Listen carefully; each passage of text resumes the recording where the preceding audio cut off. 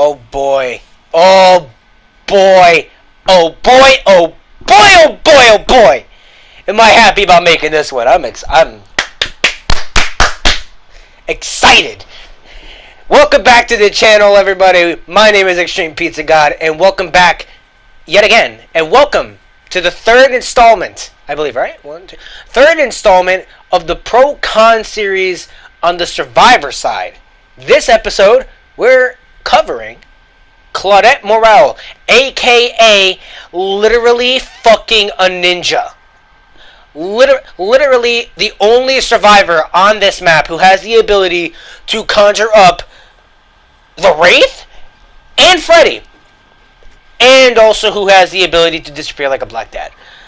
That was really fucking racist. I'm in a good mood. I'm in a really good mood. I just ate some lunch. I just got home from my walk. I just had a good old bowl of, I almost said bowl of soda. I'm in a good mood. None to say the less. I'm in a good mood. I'm excited to make this video.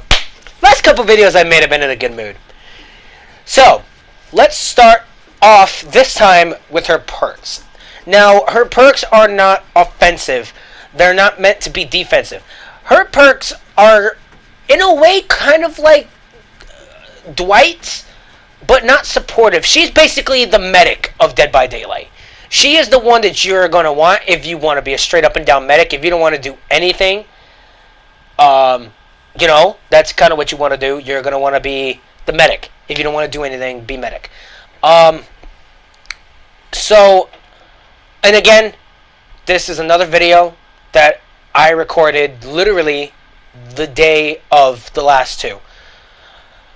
I feel like I've been pretty on top of my game with my uploads and my content lately. So her perk self-care is probably her best one. The name itself is explanatory enough. Everybody uses self-care whenever they can. But if you don't know what it is, self-care basically is like having a permanent med kit on you at all times. Now, I've kind of learned to not try using self-care anymore because it takes up room for actually good perks. And by good perks, I do not mean decisive strike. But nonetheless, that's what self-care does. Botany knowledge, I can't really remember what it does. All I can remember about botany knowledge is that it increases healing speed. In layman's terms. Again, I'm not a Claudette main, so I don't know. Okay, I don't know what these perks mean, honey. But that is what I believe botany knowledge does. I think it goes up by 11, 12, or 14%. I could be wrong. And then empathy is kind of like having bond or aftercare. You know, you can see where they are injured or dying. Only injured or dying. But you see, the problem I have with that is it shouldn't be only injured or dying. You know? It should just be injured. Because if you're dying, you're going to see them anyway. So, it's probably really important to just not run that perk. Self-care, I said it when I was doing the Survivor side, or Killer side, and I still stick to it now. Every Survivor and Killer has, like, their really good perks. They normally have, like, one or two. And in this case, Claudette only has one. She only has one perk. That's good, which is self-care. Which, you know, it's cool. But, I suggest just only running self-care out of all of her perks, unless you're trying to do, like, the achievement for Claudette, where you want to get the achievement for running only her 3 perks and escaping. Now, how do I suggest you play Claudette? If we want to be honest, wear really dark fucking clothes and sit in the corner of the map. And just hide in dark spots. You want to know how you play Claudette? I'll tell you how to play Claudette. What you do is, first off, get dark clothes. Or be a P3 Claudette. After that, requires absolutely no skill. Just crouch in really dark spots against really stupid killers. Stay at, like, rank 15 to 20. Run a flashlight and decisive strike. and at least sprint burst or something, and then teabag after every single goddamn pallet that's there. In case you guys can't tell, I really don't like Claudette. I absolutely hate her with every fiber of my being. I am excited to make this video because I am excited to trash talk her.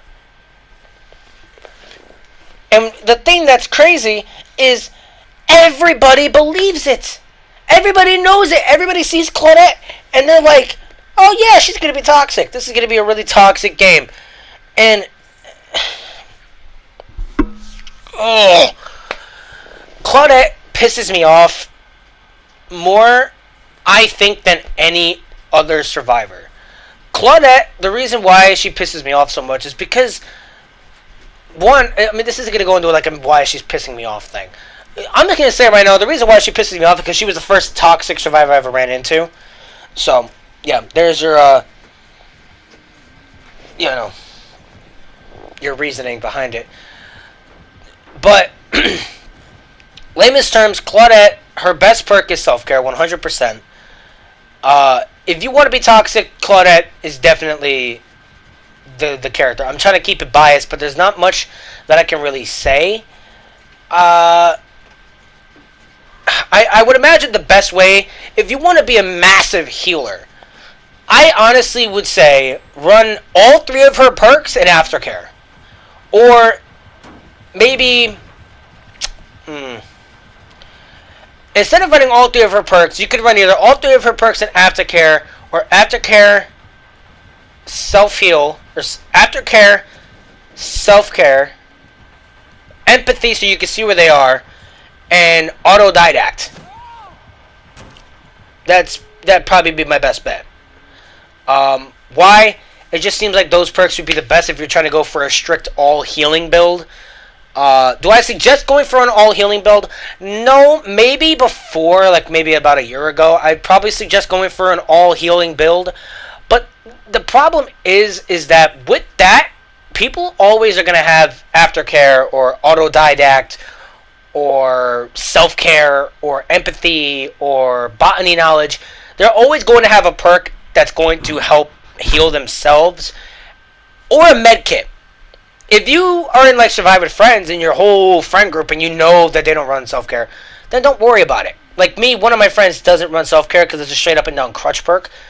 But other than that, I really wouldn't suggest it any other way. But if you want to go for the toxic Claudette build, sprint burst, decisive strike, self-care, and a perk of your choosing that you think is toxic, maybe saboteur, and a flashlight.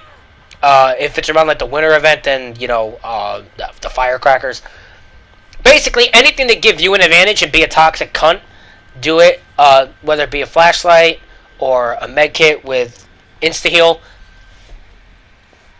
something to help you understand. Like, okay, I want to be toxic, and I'm a fucking cunt, so I might as well be a toxic cunt.